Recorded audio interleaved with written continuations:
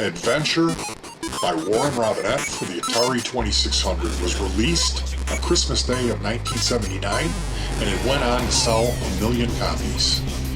It is the 7th highest selling Atari 2600 game in history, and it has a lot of firsts associated with it. First action adventure, first console fantasy video game, first graphical adventure video game, first video game to contain a widely known Easter egg.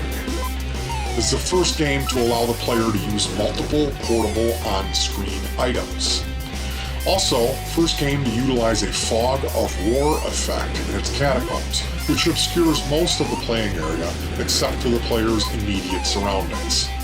The game has been voted the top Atari 2600 title in numerous online polls, and it's also been noted as a significant step forward in the advancement of home video games.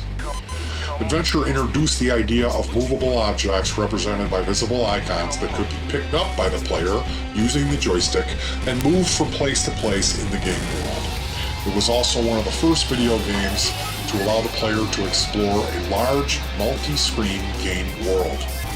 As the first action-adventure game, it inspired the current genre of action-adventure video games, including The Legend of Zelda, the Ultima series, and many, many others. So the developer of Atari Adventure was named Warren Robinette. He was born on Christmas Day in 1951. He has several degrees in computer arts and sciences, and he went to work for Atari in November of 1977. His first effort was called Slot Racers. Now, I remember playing Slot Racers. It wasn't a great game. It was decent. Now, it had a fun two-player mode. The thing with Slot Racers, you were in a very narrow lane. Your vehicle was moved by a paddle controller, which paddle controllers were awful. Even if you disassembled the internal pot and cleaned that, it would always glitch out and randomly move you where you didn't want to be.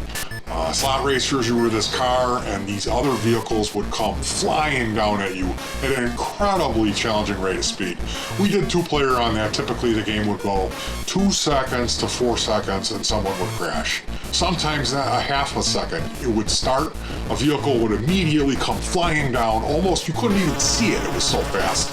And when there was a collision, the screen would flash, and this incredibly loud, annoying sound effect would come blaring out of the speakers, and we would turn it up really loud.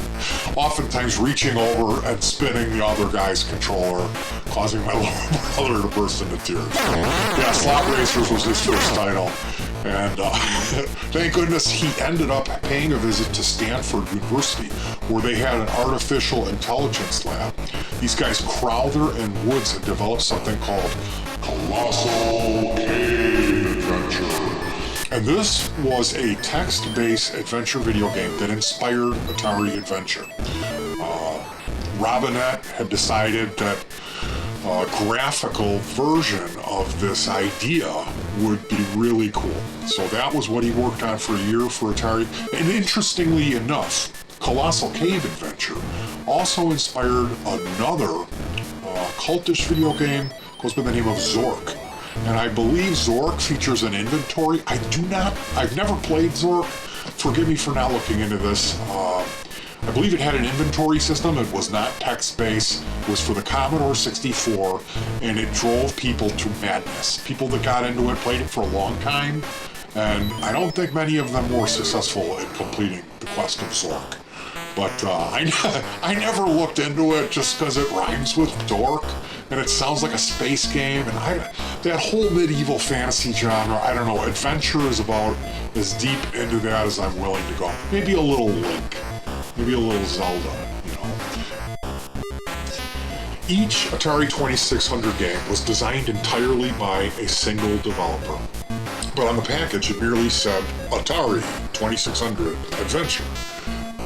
They were getting salary, you know. There was no cut of these massive profits that Atari was raking in. He made $22,000 for his work on Adventure, which he spent a year developing it. Atari made $25 million. And they really screwed the pooch on that because 4 of their top developers left, forming their own company known as Activision, which was the first company ever that was software only. Now, typically, all of the Activision titles are good, and a lot of them are great. Pitfall, for example. Pitfall, to me, that breathed a whole new... It extended the lifetime of that console. As other companies began to develop, iMagic, all kinds of other weird companies started popping up. And typically, if you really know about the 2600 and all of the titles for it, the majority of them are unplayable. They're garbage. They're ugly. The sound effects are unbelievably repetitive and annoying. The interface, the control is terrible. The gameplay is awful. There's no repeat value to it. There's a handful of good titles, and then there's an even smaller percentage of games that I would consider to be great. Being, Pitfall, Adventure, and Raiders of the Lost Ark. Teeters on greatness. I believe that's Howard Scott Warshaw, another one of the guys who really knew what they were doing when it came to programming for that system. It's a challenging system to program for. It was such a limited platform, and then the cartridges only gave you a tiny amount of memory, so you had to code flawlessly. You had to cram a lot into a small box.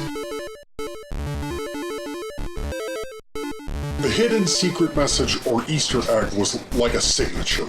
At the bottom of a painting, the artist will sign his name to his work, which Atari frowned on that.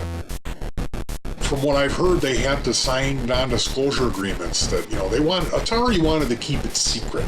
They didn't want to lose their programmers, which ultimately they really should have taken care of these guys. Now, in order to make this happen, he had to hide the signature in the code in a really obscure place and not tell anyone, which I read that was very difficult for him. It was over a year before it was discovered, and I guess he had a really hard time keeping his mouth shut. He really wanted to spill the beans because it's so cool. And I'll tell you, as a fan of this game, once I heard about that, when I play it now, I really don't consider beating the game to be finding the chalice and returning it to the Gold Kingdom. I go for the Microdot. I go for the Secret Realm. That's how I play Adventure. I could care less about, beating the game as how you're supposed to in the manual. I go right for the Microdot. I go right for that Secret Realm. It's a lot cooler. Now, and I think everyone that knows about this would agree with me. The thing about hiding this code in this game, it's amazing to me that they didn't realize this and looking at the source code. Now, not telling anyone, of course, an adventure game with multiple rooms is perfect for secret things. So it's easy to make extra rooms that are really hard to get into. And then utilizing that fog of war effect made it ideal circumstances. It was almost like a perfect setup as a layup to hide the secret Easter egg inside of this game. So after he handed over the final version of the program, Atari manufactured and distributed several hundred thousand cartridges. But by the time the secret room containing the signature was discovered, Robinette had already left Atari. Eventually, a 15-year-old boy from Salt Lake City wrote a letter to Atari about his discovery of the secret room. And rather than react negatively, the game's group leader referred to the hidden surprise as an Easter egg. So he was the guy that named it. And he claimed that he thought that it added value to the game. Now, what I had heard was it would have cost them a lot of money, 10 grand or something, to recut the die to, print this circuit. So, they let it slide, and it created the tradition of these hidden, secret Easter eggs, which are buried inside of video games. Very, very cool stuff, isn't it?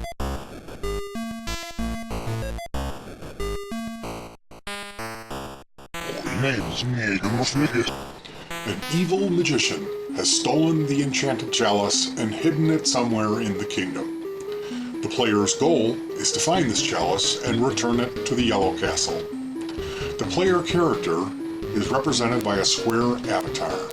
He explores a multi-screen landscape containing castles, mazes, and various rooms, 30 rooms in all. Hidden throughout this world is a sword, keys that unlock each one of the respective castles, a magical bridge which allows the player to travel through barriers, and a magnet that attracts the items towards it. There's also 3 dragons, which people argue about whether they look like chickens or ducks. I think it's a no-brainer, they're ducks. Now, there's also a magical bat, and the bat is kind of demonic. He flies around and mixes the items up and moves them. He will trade you he'll trade you there's a sword and you can kill the dragons. He'll trade you a dead dragon for the sword, and that's a bummer. It's a bummer if you've got the chalice and he'll come with a key for a castle you've already opened and trade you that. That sucks. Now, there's 3 different levels of the game. Level 1 is real kind of small. There's one less kingdom.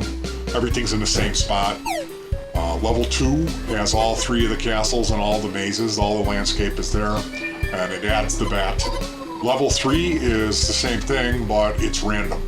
The location of all of the keys and the sword and the dragons is different every time you play that.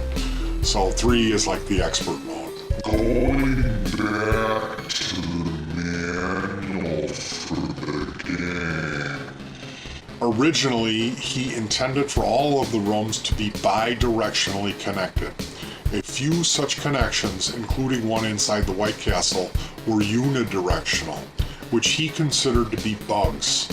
Such problems were explained away as bad magic in the game's manual, which there was a lot of that in the manual. See, the 2600, it had extreme graphical limitations. I believe, depending on the game, there was limitations on sprites. Now, sprite is a moving character in a game. Anything that's not nailed down, anything that isn't background image, any of the real images in the game that move are sprites. And it had a limitation of 2. You could only have 2 things moving on the screen at once. So how the engineers overcame this limitation was to oscillate the sprites, meaning they would flash them at a very high rate. So when one was on the screen, the other would be off. They would alternate. And the more moving sprites you added, the more of that oscillation that occurred, the more opaque that the sprites became. So you could kind of really see through the images. They didn't look great. They looked awful, is what they looked like. Typically, a game like Pac-Man for the Atari 2600 had 5 sprites.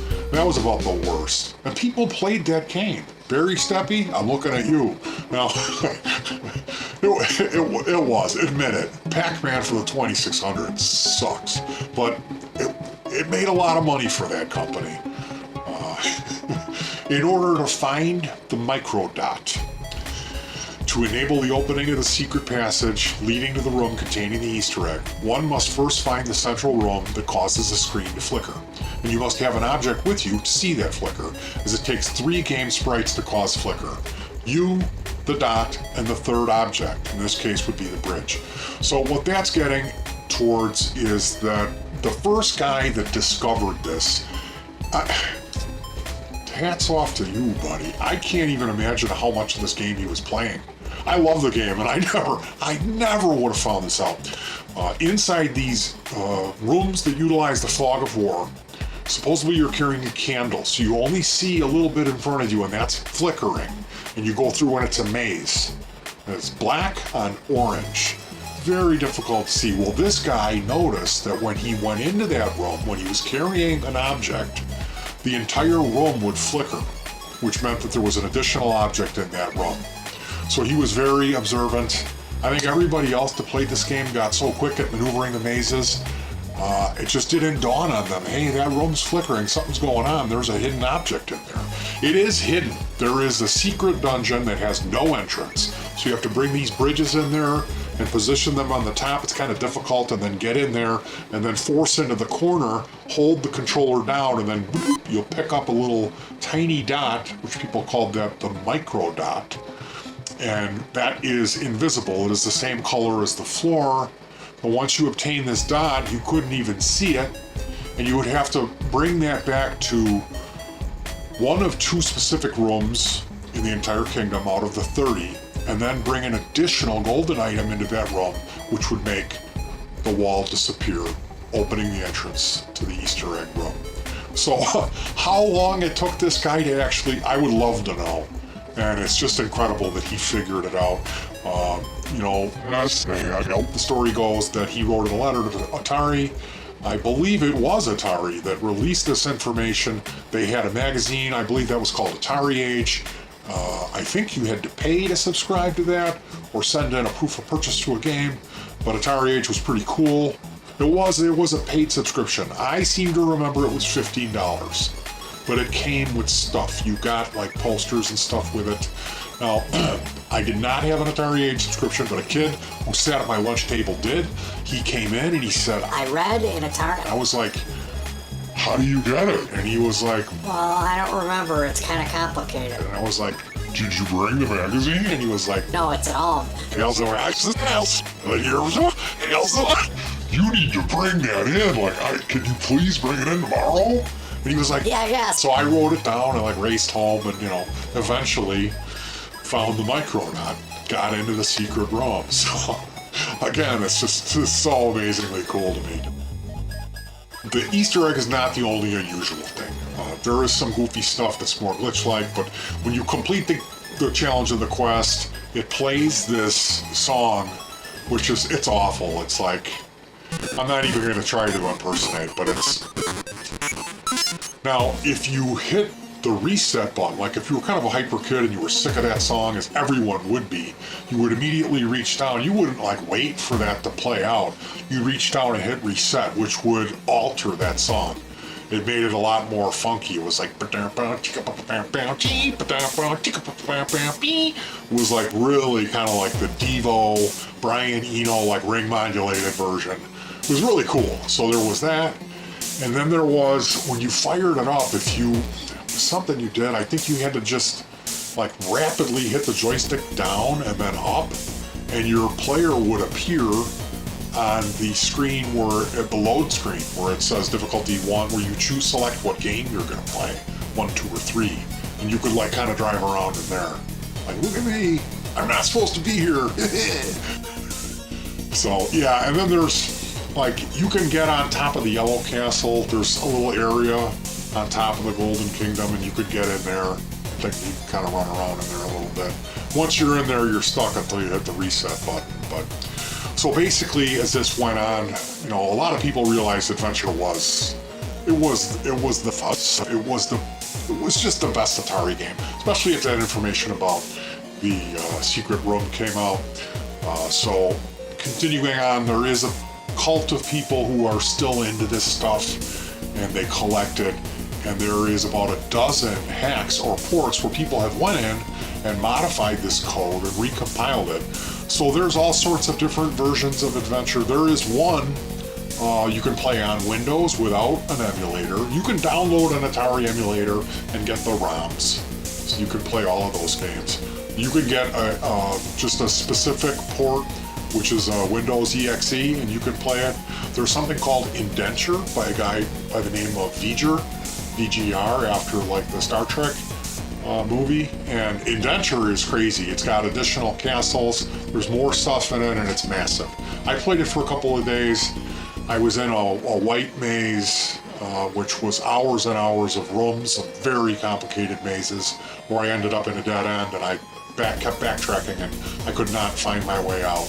It was so unbelievably complicated, and I gave up on it. And I was really determined to complete that quest, but so I've got that now. It doesn't really run on XP, it's very slow on my machine. I'm gonna have to play around with the DOS box and eventually get back to that. Indenture by V'ger. But there's about a dozen of these different ports. There's Adventure 2, which was, I think, Atari 7800, I believe. Adventure Plus is a ROM that looks very cool, recent development, and you can actually purchase a cartridge of that for $20. And then there is, in 2004, this company by the name of Jack Specifics started releasing smaller, portable versions of the Atari console called Atari Flashback. Initially, I think they only had 3 games in that, a couple of joysticks. It was a AA batteries you would insert in that, and it had RCA connectors, easy connection to a modern equipment through a DVD, VCR, anything like that. So 2004, 2005, they released Flashback version 2. In the initial version, if you went and found the Easter egg room, they had eliminated Warren Robinette's work, and it said text at the top of the screen. So a huge finger to Jack's Pacific. I can't believe, why would you do that? You know, in the Flashback version 2, it's restored. You know, breathe easy. And I have both of those. I have the Flashback 1 and 2. Get that stuff used. You know, typically it'll show up at a Goodwill for a couple bucks. Now, I guess I'm getting, this video is incredibly long. If you're still here, thank you for sticking with me. I'm gonna go ahead and turn the emulator on, fire up the fraps or whatever I've got going here. It was kind of really difficult to get this to work, but I'm gonna go ahead and do a walkthrough, and we'll take a look at the Easter egg, the secret room. We'll do a let's play for Atari 2600 Adventure. So thank you very much for joining me. As always, I really appreciate you guys supporting the channel. Give me a like, a thumbs up, a share, a comment, something like that. That's nice. I'm thin-skinned. Don't rip on me for talking so much. I'm bored. I sit here by myself in front of a computer for like 10 years now. I've been sitting here. So, all right, you guys. I'll see you on part 19, is it? Like, this is a really special thanks to Warren Robinette and Inky, Blinky, Pinky, and Stinky. Peace.